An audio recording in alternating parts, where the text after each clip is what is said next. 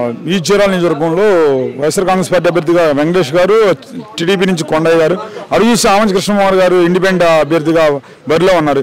ఈ త్రికోణ పోటీలో ఫైనల్గా ఎవరు గెలుస్తారో మీరు అనుకుంటున్నారు?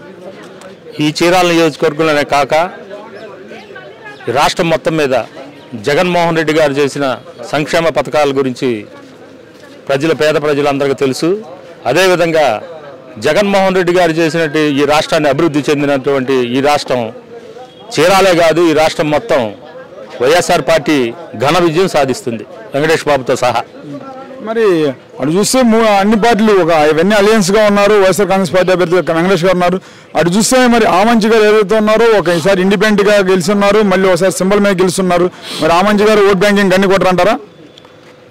ఆమంచి కృష్ణమోహన్ గారు తీసుకుంటే ఆమంచి కృష్ణమోహన్ గారిని చీరాల ప్రజలు నమ్మరు.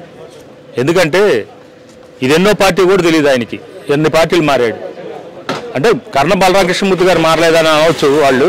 కర్ణం బలరామ కృష్ణమూర్తి గారు ఈ చీరాల నియోజకవర్గాన్ని అభివృద్ధి చెందడానికే జగన్మోహన్ రెడ్డి ఆహ్వానం మేరకే బలరామ కృష్ణమూర్తి గారు వెళ్ళటం జరిగింది. అదేవిధంగా ఆ బాటలోనే మన వెంకటేష్ బాబు గారికి, యువనాయకుడికి ఇక్కడ చీరాల సీటు వైఎస్ఆర్ సిపి అభ్యర్థిగా పోటీ చేయడానికి ఆయనకి కలిగింది. మరి అటు చూసినట్లయితే ఇంకా వారంలో ఎలక్షన్స్ ఉన్నాయి. జగన్మోహన్ రెడ్డి గారు మరి ప్రభుత్వం మళ్ళీ తిరిగి ఏర్పడే అవకాశాలు ఉన్నాయంటారా? 100% జగన్మోహన్ రెడ్డి గారు గవర్నమెంట్ ఫామ్ చేస్తారు. దానిలో బలరామ కృష్ణమూర్తి తనయుడు వెంకటేష్ బాబు గారు అత్యధిక మెజార్టీతో ఇక్కడ 30 నుంచి 40 వేల మెజార్టీతో గెలుస్తారని మేము ఆశిస్తున్నాం.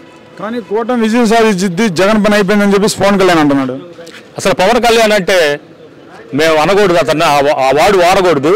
పవన్ కళ్యాణ్ అనే అతను ఏ నియోజకవర్గంలో అయినా సరే, ఏ గ్రామంలో అయినా సరే ఒక సర్పంచ్గా లేకపోతే ఒక వార్డు మెంబర్గా గెలిపించిన దాఖలాలు లేవు. అతను మాట్లాడుతానికి పిచ్చోడి చేతిలో రాయి ఉండట్టే.